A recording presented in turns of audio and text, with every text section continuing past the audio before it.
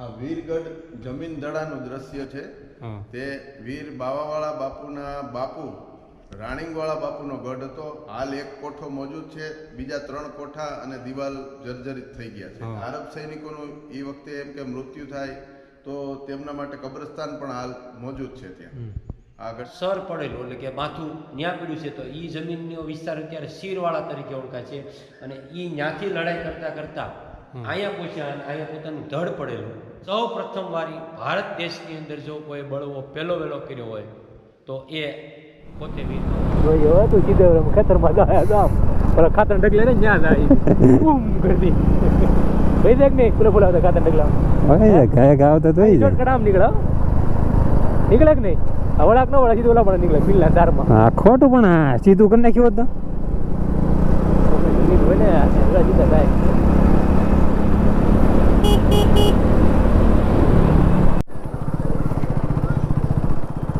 હાલો લાલપર ને bye bye. લાલપર ને bye bye કહીજો હવે.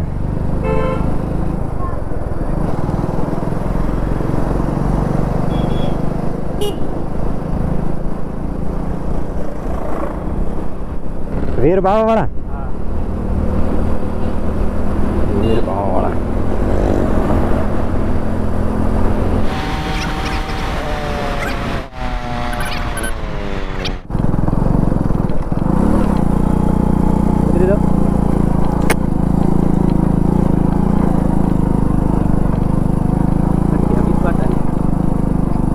ઉતરી દો.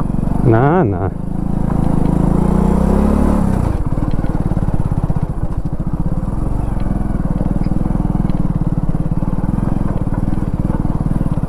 હા એ રસ્તો તો એક નંબર છે. એડવેન્ચર કરવા જો હે.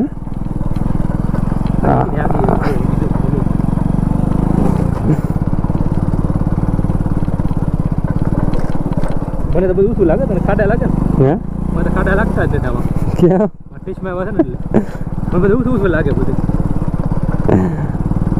એ બધું ખાડા વાળું લાગે ને. વીર બાવાવાળા પાળિયા થઈ ગયા છે એમ નહીં એમ છે. બાવાવાળાનું મસ્તક છે. હા વીર બાવાવાળા ખાલી નામ કીધું બધાને ખબર હોય વીર બાવાવાળા ખોટા પ્રખ્યાત નામ છે. બાવાવાળાનું નામવાળાનું કેમ નામ છે વીર બાવાવાળાનું પ્રખ્યાત નામ છે બીજું. હા આવવા માટે થોડીક એમ હિંમત જોઈએ કા નરિયા કી બધું વાળવાની કોઈ જાય નથી અહીંયા છે. આમ લાગે બોલું આમ છે ગાડીઓ ન્યા પડી મંદિર અહીંયા કોઈ આવ્યો નથી એટલે કહું છું. હા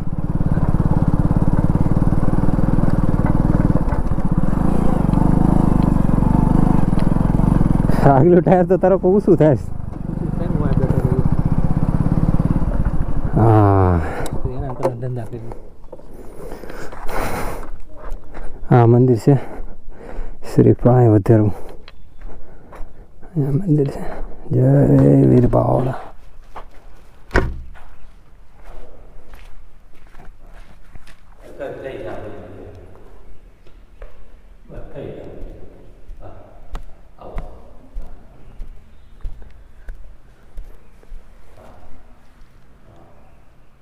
તો આપણે વીર બાવાવાળાને જ્યાં આપણે ખાંભી છે જ્યાં જગ્યા છે એ ડુંગરા ઉપર છે ત્યાં આપણે આવી ગયા છીએ અને આપણે લાલપરની બાજુમાં જ કહેવાય ને જેતલવડ જમીનનો ધડો.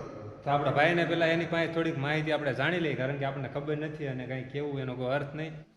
નમસ્કાર, નામ કિશોરભાઈ વાળા, ગામ વેકરિયા.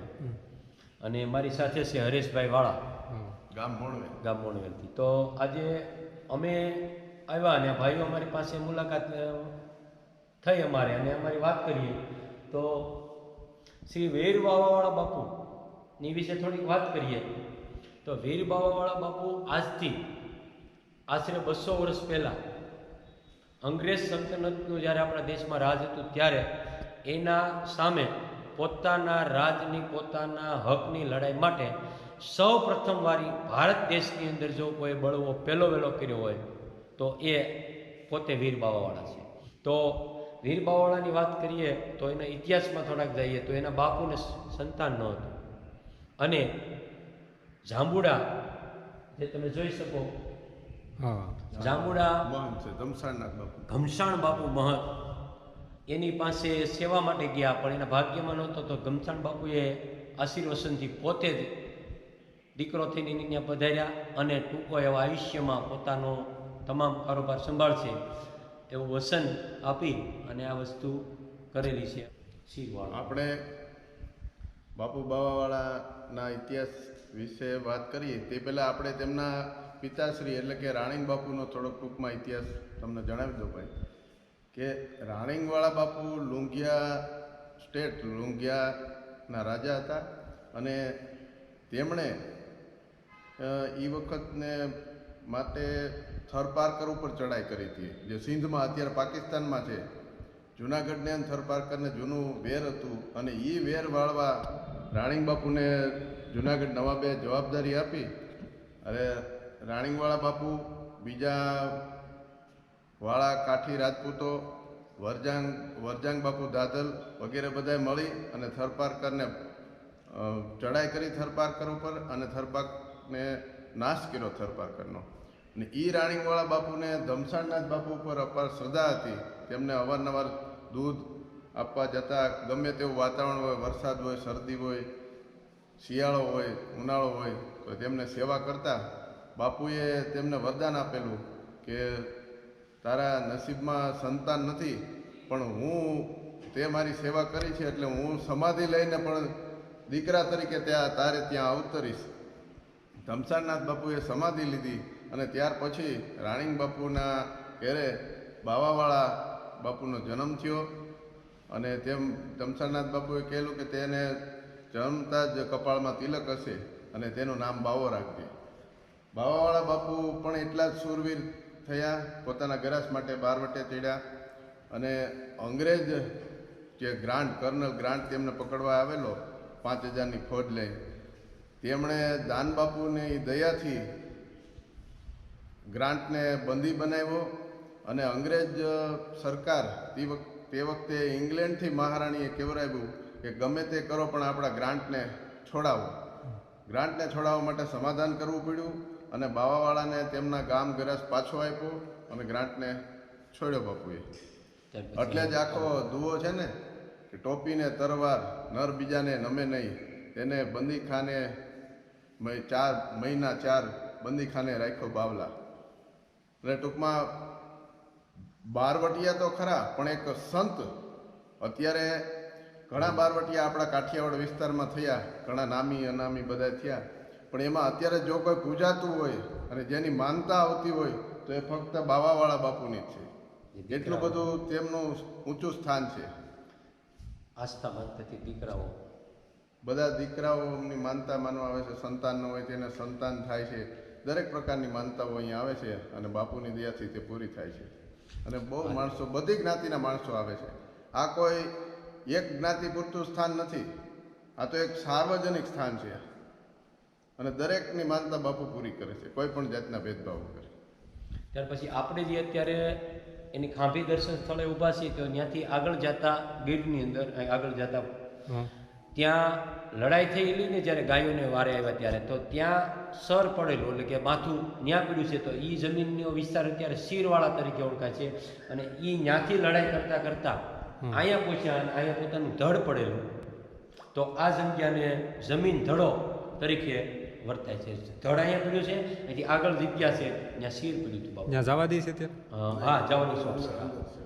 તો થેન્ક યુ. આ ભાઈ આપણને માહિતી આપી, જેમ કીધું એમ આગળ તમને કે જેમ એક સંત પણ છે અને શૂરવીર પણ છે અને ત્યાં પાળિયા થઈ ગયા છે. તમે માહિતી એને આપી, સરસ મજાની માહિતી છે અને આપણા ઇતિહાસ જેવો કયો એવો છે, સરસ મજાનો ઇતિહાસ છે. અને એની વિશે અહીંયા લખેલું પણ ઘણી વસ્તુ છે ઇતિહાસ વિશે. અને દુખિયાને છોકરા પણ આપેલા છે અને બધી માનતા આવતી હોય છે અહીંયા બાપને. તો આગળ બીજું તમને થોડીક જગ્યા છે એ પણ તમને વિઝિટ કરાવશું. તો આ માહિતી છે.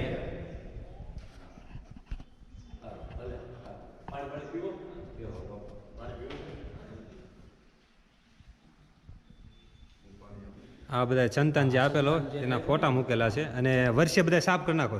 કારણ કે વધી જાય એટલે હા વધી જાય વધી જાય એટલા માટે હા વર્ષે આને અમે મૂકી દી પાછા નવા એટલા આવી જાય હા સમજાય બાપુની માનતા માનવાથી સાસા હૃદયથી જો કોઈ પણ કાંઈ પણ દ્રઢ સંકલ્પ કરે ને બાપુની નજર આવે તો 100% રિઝલ્ટ આવે છે.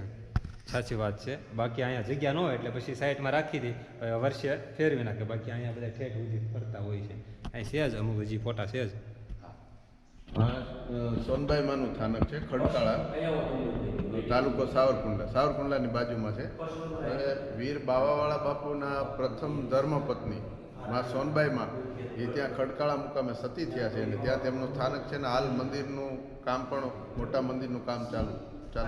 આ વીરગઢ જમીન દડાનું દ્રશ્ય છે તે વીર બાવાવાળા બાપુના બાપુ રાણીંગવાળા બાપુનો ગઢ હતો. હાલ એક કોઠો મોજૂદ છે, બીજા 3 કોઠા અને દિવાલ જર્જરિત થઈ ગયા છે.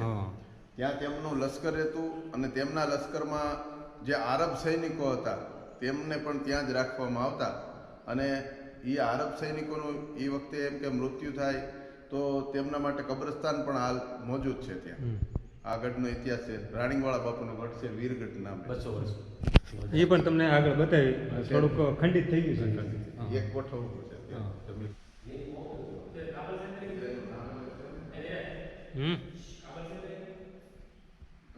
કાગળ તો સાવ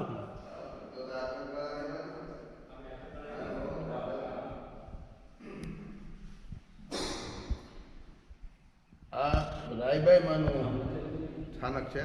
એમનો થાપો આપણે અહીં બિહાર્યા છે રાયબાઈ માને. હવે સોનબાઈમાં બાપુ બાવાવાળાના પ્રથમ પત્ની સતી થયા પછી સાથીદારોની અને કુટુંબીઓની સમજાવટથી એમ કે બાપુનો વંશ વહેલો આગળ વધે તે હેતુથી બાપુના બીજા લગ્ન નાગેશ્રી મુકામે રાયબાઈમાં સાથે થયેલા હતા અને બાપુને એક સંતાનમાં એક દીકરા પણ હતા.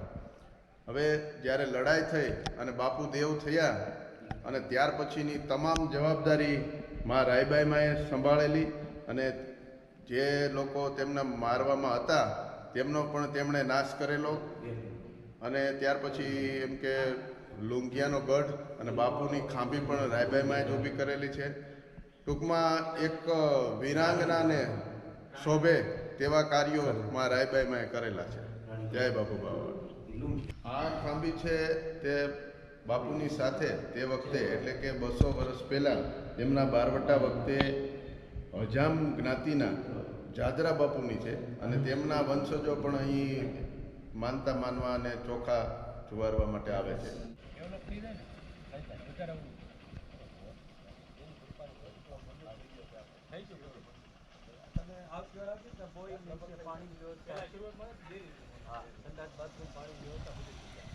આ સામે તમને જે દેખાય છે ને ત્યાં આપણે ધડ શીર કહેવાય અને એ જગ્યા ઉપર આપણે 250 વીઘા જેટલી જમીન છે.